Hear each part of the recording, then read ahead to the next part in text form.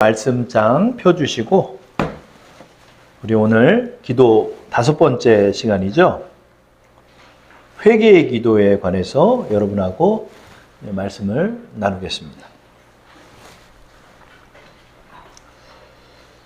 한 전도사님 간증이 있었어요. 간증이 있는데, 이제 하나님을 딱 믿고 나서 이제 구원을 받고 하나님 너무 기뻐서 이제 하나님 앞에 나가는데 이제 회개의 기도를 배웠대요. 그래서 하나님 앞에 죄를 자복해야 된다는 말씀을 이제 배운 거예요. 그래가지고 이제 노트에다가 어려서부터 지금까지 생각나는 모든 죄를 다 적었대요. 뭐 누구 구슬을 훔쳤던 거, 뭐 내가 뭐 거짓말했던 거, 내가 떠오르는 거를 다 적어가지고 1장부터 끝장까지 읽어가면서 이제 회개 기도를 하나님 횡단보도를 그때 막 건넜습니다. 엄마를 속이고 어디를 놀러 갔습니다. 친구 구슬을 훔쳐갔습니다. 뭐 그런 거를 다 기억해가지고 기도를 했는데 목만 아프더래요. 목만 컬럭컬럭 기침만 나오고 아무리 기도를 해도 뭐 마음이 후련하지가 않은 거야. 마음이 후련하지가 않은 거야. 그렇죠? 전도사님의 잘못된 것이 뭘까요? 여러분, 전도사님의 잘못된 게 뭘까요? 우리가 예수님을 믿음으로 말미암아서 우리의 모든 죄가 대속된 거예요. 우리의 모든 죄가 다 대속이 됐어요. 그렇기 때문에 그렇게 죄를 토설해 나간다고 해서 그것이 죄가 사해지는 것이 아니라는 거죠. 그렇죠? 기계처럼 이렇게 내 죄를 하나님 앞에 다 말을 한다고 그래서 내가 하나님 앞에 성결을 입는 것이 아니라 하나님께서 깨닫게 하는 것들 하나하나를 고치고 또 배우고 또 하나님께서 회개기도 하게 하시는 것을 할 때 우리가 죄사함의 은혜를 경험하게 되는 거예요. 근데 이제 어떤 이들 중에 이제 몇 월, 며칠, 몇 시에 나는 구원을 받았다. 이렇게 여기는 거야.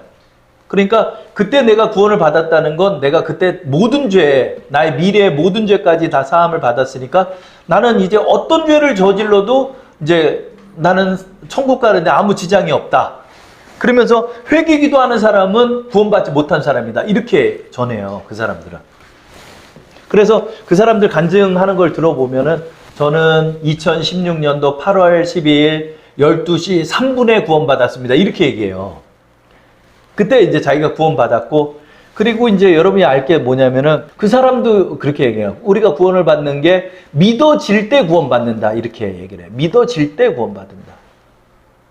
잘 들어보면 맞는 말 같기도 한데 또 뭔가 틀린 말 같기도 하고 그래요. 자, 어떤 사람은 극단적으로 회개기도 하는 사람은 구원받지 못한 사람이다. 왜? 내가 죄사함의 경험이 없기 때문에 자꾸 죄를 고백하는 것이다. 이렇게 말을 하죠. 일부는 맞고 일부는 또 틀려요. 그 말이 뭘까요? 여러분, 이제 우리가 신학적으로 천국 가는 사람은 단 한 가지의 죄도 짓지 않은 사람이에요. 단 한 가지의 죄도 짓지 않은 사람이에요. 왜냐하면 여러분, 한 가지 죄를 지은 사람도 죄인이고 100가지 죄를 지은 사람도 죄인이에요. 다 천국은 못 들어가요. 우리가 천국에 들어간다는 건 뭐죠? 우리가 의인이 되었다는 거예요. 의인은 뭐냐면 단 한 가지의 죄도 없는 사람이 의인이에요.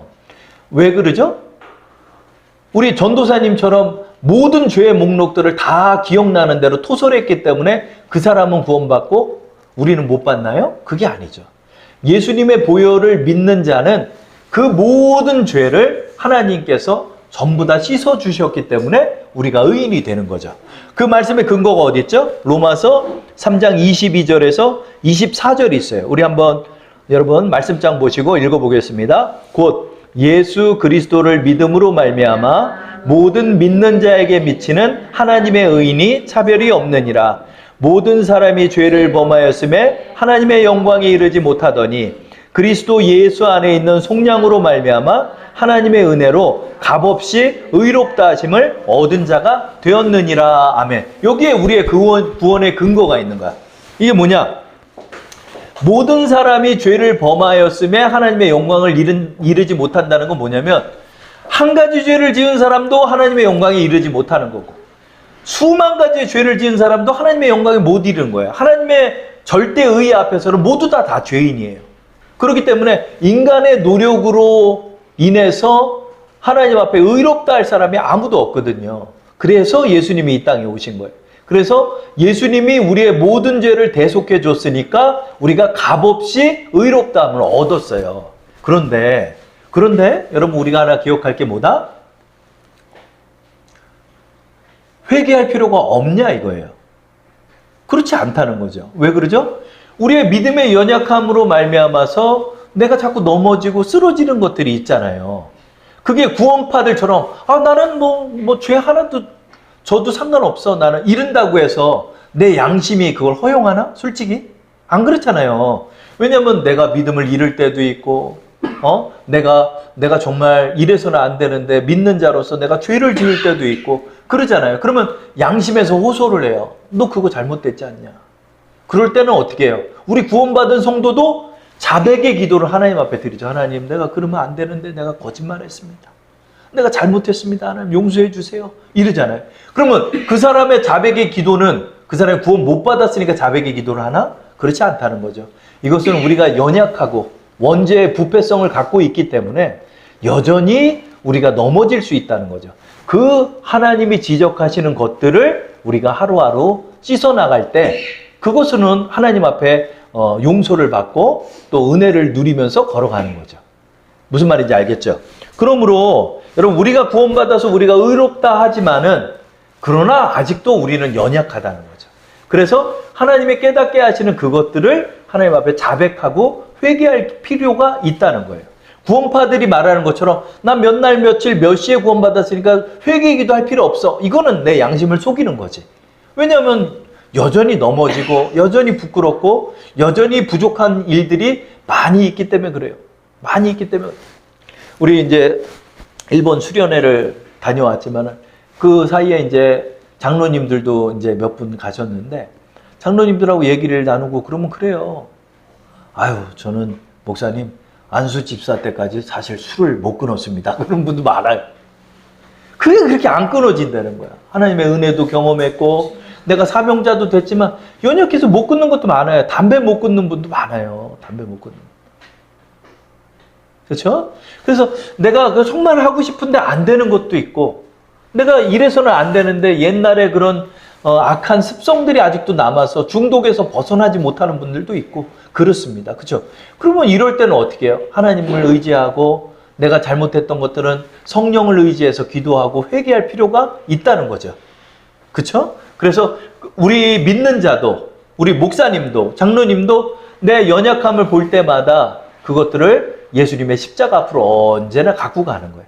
그러면서 우리가 성결을 입는 거야. 구원받기 위해 회개 기도하는 게 아니라 구원은 이미 받았으나 우리가 예수님을 닮아가는 그 과정 속에서 우리의 연약함이 드러날 때마다 하나님 앞에 회개하고 또 기도하면서 또 하나 배워나가고 또 한 걸음 주님께 가까이 나가는 것. 이것이 바로 믿는 자의 회개의 기도가 되는 것입니다. 우리 믿음이 연약하고요. 우리 부족해요. 그렇기 때문에 회개 기도를 한다는 거예요. 그러면 과연 회개 기도를 어떻게 할까? 이 방금 말씀드린 것처럼 전도사님처럼 목록 뽑아가지고 하나님 내가 무슨 죄를 근데 그때는 목만 아파. 뭘 뽑아가지고 그냥 이렇게 토설을 하면 그것이 회개 기도가 아니라 폭로가 돼버려요. 폭로가. 그래서 이게 은혜가 안 와. 하나님은 그렇게 하지 않는다는 거죠. 어떻게 그러면 우리는 회개 기도를 할까요? 믿는 자의 회개 기도. 이것이 바로 오늘의 말씀의 의미가 됩니다. 자, 하나님께서요, 야, 너 이제 구원을 받고 성결을 입었으니까 단 하나의 죄도 짓지 않는 흠결이 없는 사람이 돼야 돼. 이렇게 만들어가지고 그날서부터 기도원 들어가서 골방에 들어가서 그냥 다 회개기도 하라고 그럴까요? 그렇지 않다는 거죠. 우리 믿는 자는요, 삶 속에서 하나님께서 드러내는 거예요. 드러내는. 그래서 저도 하나님께 많이 혼났어. 많이 혼났어. 믿음 잃어버릴 때, 낙심에 빠질 때 저는 하나님 앞에 엄청 혼나요. 막 갑자기 뭐 변기에다가 막 변기에 그 수건통이 떨어져가지고 변기가 깨지질 않나 뭐 물이 새가지고 아래측이 물바다가 되질 않나 막. 근데 이제 저는 그 속에 담겨있는 영적 의미를 깨닫죠. 참 재밌어. 제가 막 믿음에 흔들리고 연약해지고 막 이럴 때 막 이 찬영이가 그때 3살인가 2살인가 영아인데 A형 독감에 둘이 걸린 거예요. 찬미랑 찬영이랑. 이 아이, 이 진짜 조그만 그 아이를 데리고 한일병원에 응급실에 가가지고 그 혈관도 못 찾아요, 애들. 밤을 샜어. 밤새도록 애들이 못 자는 거예요. 병실을 잡았는데 밤을 뜬 눈으로 지새는데 화장실 갈 시간도 없어. 애들이 그냥 계속 우니까. 그러니까 계속 얼러줘야 돼. 열은 불덩이 같이 올라가고 애를 벗겨가지고 거주에다 찬물을 묻혀가지고 막 하는데 선생님이 그러는 거야. 열은요 내릴 때까지 어떤 방법이 있는 건 아닙니다. 그러는 거예요. 하나님 앞에 기도하는 기도. 그때 하나님께 깨닫는 거야. 너는 주의 종이 왜 이렇게 믿음이 연약하냐? 너는 왜 이렇게 또 절망에 빠지냐? 그럴 때마다 그냥 하나님 앞에 혼나가지고 하나님 제가 잘못했습니다. 하나님 믿음으로 나아가겠습니다. 그때 이제 새벽녘에 갑자기 애들이 열이 쫙 내려가고 그러는 일들을 한두 번 경험한 게 아니에요. 하나님께서 우리를 그렇게 삶 속에서 깨닫게 하는 거예요. 회개기도는 저를 한번 따라할게요. 회개기도는 하나님이 깨닫게 할 때 하는 것이다. 그냥 마구잡이로 그냥 내가 죄라고 생각하는 것들 그렇게 기도한들 은혜가 안 와요. 그렇게 회개기도는 하는 것이 아니라 하나님께서 꼭 사건 속에서나 여러분의 삶 속에서 여러분을 다루시는 게 있어요.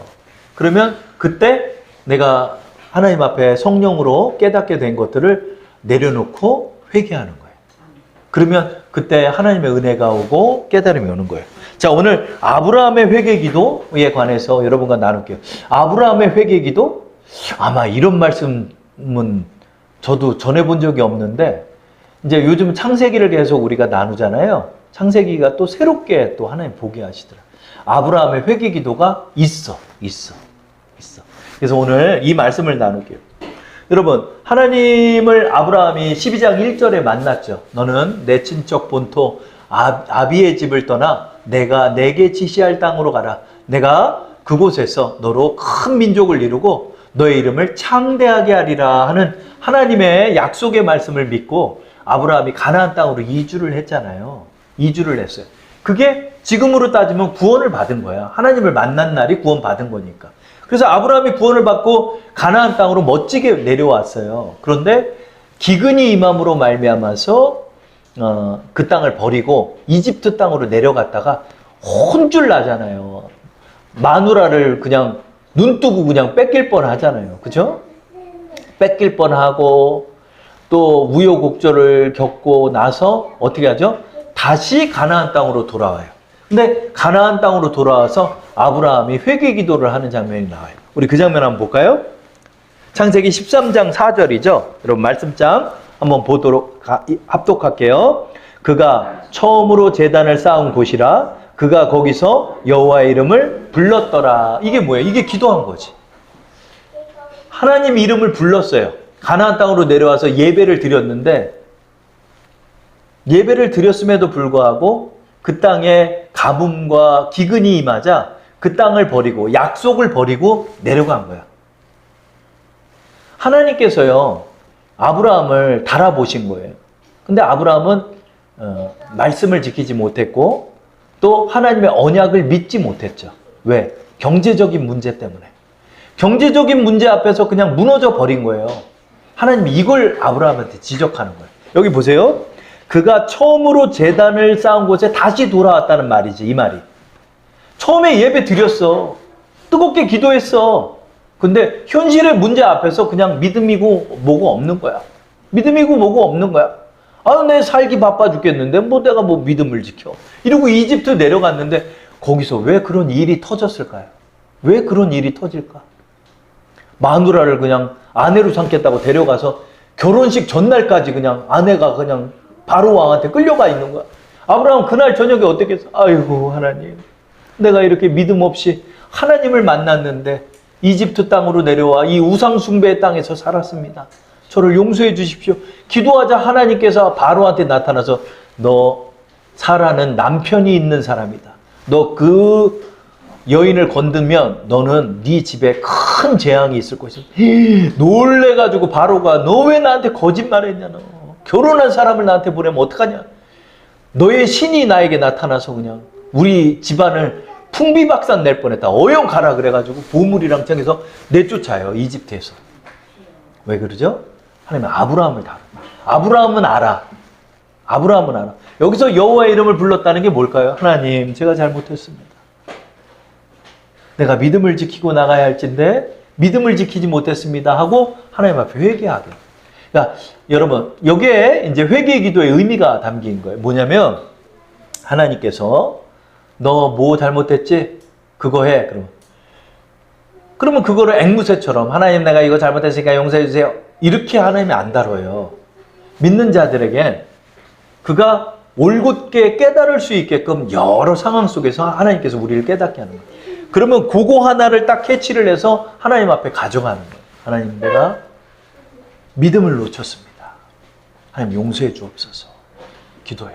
그러면 그 문제가 싹 해결이 또 돼. 그런 경험이 저는 정말 많았어요. 하나님께서 여러분의 영혼을 다루시는 거예요. 그게 뭐냐면 내가 잘못했어요. 그 한마디 들으려고 하나님이 그렇게 한 게 아니라 여러분을 성장시키시는 거예요. 여러분이 주님께 점점 가까이 다가가면서 나가는 거예요. 점점 나가는 거예요. 아브라함은요, 이제 조금 큰 사건이 터져도 거기서 그렇게 막 이렇게 하지 않고 다시 하나님 앞에 또 무릎 꿇는 걸 배우는 거예요. 하나님, 지금 이런 문제 발생했습니다. 도와주세요. 하나님 앞에 또 나갈 수 있어요. 그게 성장이야. 하나님이 그걸 기뻐하시는 거예요. 하나님께서 아브라함을 계속해서 다루시는 거예요. 아브라함이 또 믿음을 놓쳐요. 10년을 기다려도 하나님이 자식을 안 주니까 사라를 통해서 하갈이라는 여종을 통해 애를 낳아보자. 편법을 쓰게 하는 거야. 그 편법을 썼더니 정말 아들 이스마엘을 낳네? 이스마엘을 낳았어. 그리고 나서 15년을 더 기다렸더니 15년을 더 기다렸더니 하나님 정말 이삭까지 주셨어. 그런데 내가 믿음을 놓쳤던 그 사건을 하나님이 간과하지 않아요. 꼭 지적하시고. 쫙 지적해. 왜? 아니 둘이 좀 잘 살면 좋잖아. 이스마엘하고 이삭하고 잘 살면 좋잖아. 근데 이스마엘이 이제 한참 형이거든요. 한 열 몇 살이 앞섰어, 이삭보다. 그러니까 이 어린애를 자꾸 뒷골목으로 데리고 가서 때리고 희롱하는 거야. 발 걸어서 넘어뜨리고. 그 꼴을 사라가 보고 참겠어요? 못 참지. 당신 내 아들을 버리든가 이스마엘을 버리든가 상속자는 딱 한 명이니까 결정 내리. 이렇게 얘기를 해요. 하나님 앞에 기도했더니 사라 말이 맞대. 그래가지고 하나님의 응답 받았잖아요. 그러니까 아브라함이 순종해. 야, 나가라. 그래요. 그 내쫓을 때 상황을 우리 한번 보도록 할게요. 자, 21장 14절입니다. 다 함께 합독할게요. 시작. 아브라함이 아침에 일찍이 일어나 떡과 물 한 가죽 부대를 가져다가 하갈의 어깨에 메어주고 그 아이를 데리고 가게 하니 하갈이 나가서 부엘세바 광야에서 방황하더니. 여러분, 아브라함이 뭐가 힘들까요?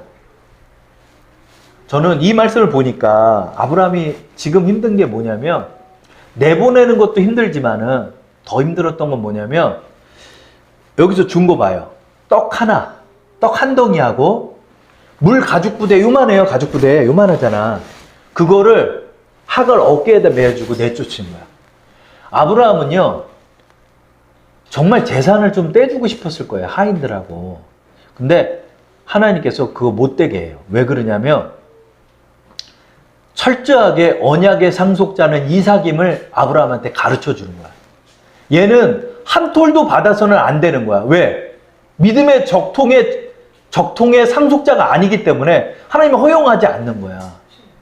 그래서 내가 15년 전에 불순종했던 그 사실 하나가 지금 드러나는 거야. 이건 15년 전이 아니지. 이거는 이삭이 한 10살 정도 됐으니까 25년 전 일이야, 이게. 그럼 하나님 재밌어요. 성령 가운데 이렇게 기도하잖아요. 중학교 때 사과 하나 훔쳤던 걸 하나님이 떠오르게. 사과 하나를 이렇게 집어서 내가 먹었던 거 있잖아요. 그 아무것도 아니었잖아요. 하나님은 그거 지적해. 저 회개기도 한 적이 있어요. 하나님께서 25년 전에 아브라함이 85세쯤 됐을 때 이스마엘을 낳았거든요. 86세 정도에 낳았으니까. 근데 그거 25년 전 사건을 떠오르게 하는 거야.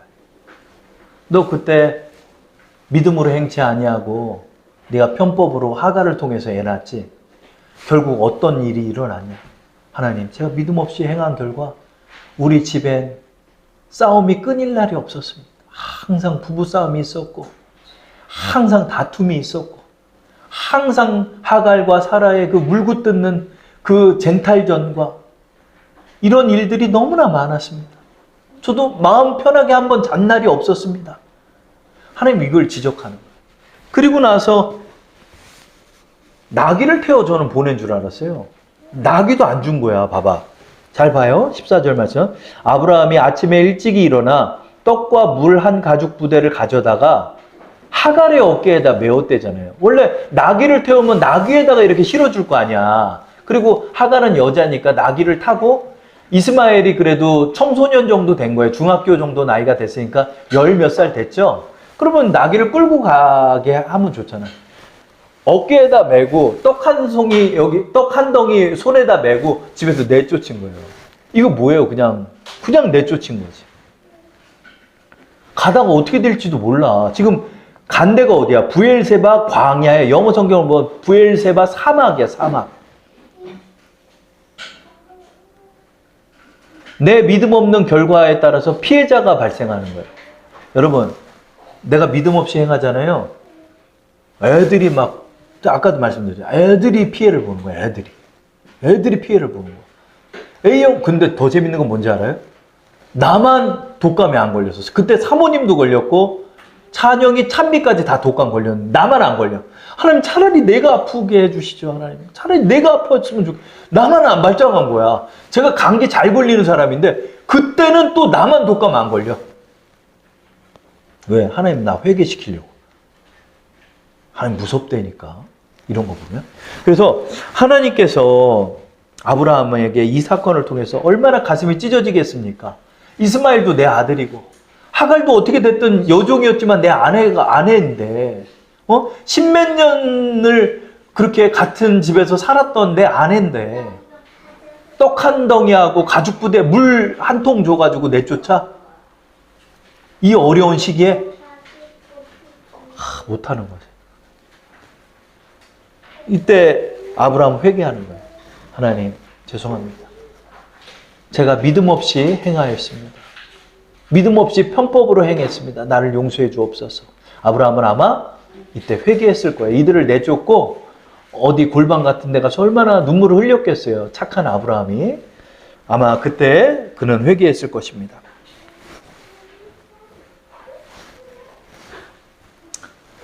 또 아브라함의 생전 중에 소돔과 고모라 성의 멸망을 아브라함이 봤죠. 그 소돔과 고모라 성의 멸망을 보면서 하나님께서는 왜 아브라함에게 그 멸망의 사건을 보게 했을까요? 우리 지난주에 아브라함의 중보기도에 관해서 여러분하고 말씀을 나눴는데 왜 아브라함이 소돔과 고모라 사건을 다루게 됐을까요? 거기에는 아브라함의 회개가 있었던 거예요. 그게 뭘까요? 자, 아브라함이 소돔과 고모라 성에 평생 동안 한 번도 보지 못한 어마어마한 사건이 일어나는 거 봐요. 하늘에서 불덩이가 떨어져서 그 성에만 떨어져가지고 그 성이 불바다가 돼서 사람들이 타 죽는 꼴을 아브라함이 보게 됩니다. 우리 19장 27절, 28절 말씀 다 함께 합독할게요. 시작. 아브라함이 그 아침에 일찍이 일어나 여호와 앞에 서 있던 곳에 이르러 소돔과 고모라와 그 온 지역을 향하여 눈을 들어 연기가 옹기까마의 연기같이 치솟음을 보았더라. 누가 봤다? 아브라함이 봤지. 하나님이 이거 왜 보게 했을까? 물론 소돔과 고모라 성의 사람들이 죄가 하늘 끝까지 닿았기 때문에 하나님이 심판했죠. 물론 그것이 배후에 있었던 일이죠. 그러나 아브라함을 또 다루시는 게 있다는 거예요. 왜 그러죠? 내가 데리고 왔던 롯이 어디 있어요? 소돔에 있었잖아. 소돔에 있었어. 근데 롯은 왜 데리고 왔지? 12장 1절에 하나님께서 너는 내 친척, 본토, 아버지의 집을 떠나 내가 내게 지시할 땅으로 가라 했는데 내가 그래도 누구 좀 의지할 든든한 조카 롯을 좀 데리고 온 거야.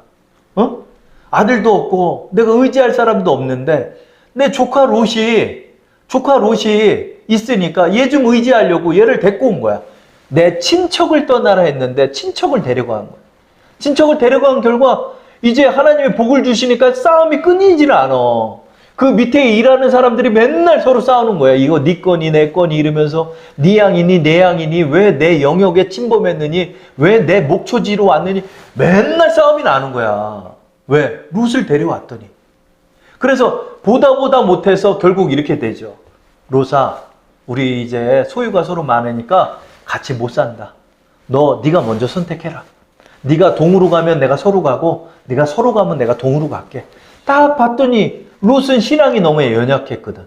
봤더니 소돔과 고모라 성이 그렇게 살기 좋아 보이는 거야. 화려하고 우리나라 이태원처럼 그렇게 놀기 좋고 보기 좋고 화려해 보이니까 그곳으로 간 거예요. 그곳이 에덴 동산처럼 보여서 그걸로 간 거예요.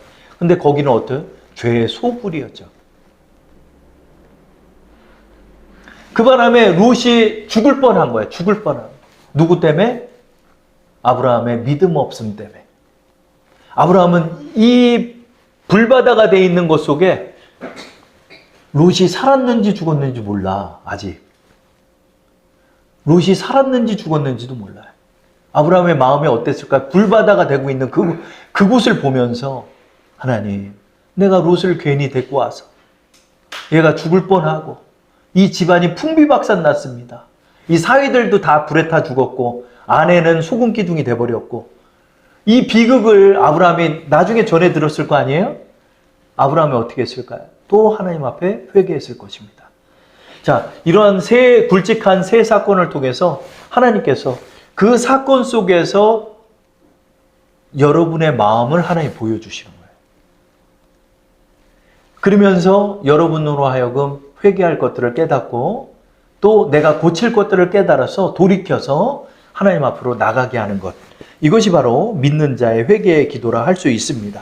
여러분, 그냥 앵무새처럼 기도하는 게 아니에요. 누구 신부 찾아가서 내 고해 성사한다고 그래서 내 죄 사함 받는 거 아니에요. 성령께서 여러분을 제단 앞으로 데려가실 때 여러분의 죄 사함이 임하는 거예요. 하나님께서 여러분에게 사건을 통해서 분명히 다뤄요.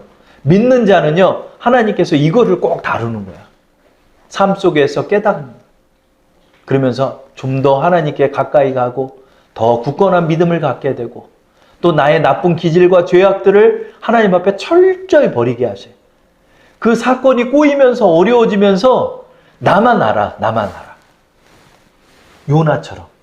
이 태풍의 원인이 요나는 나 때문인 걸 아는 거야.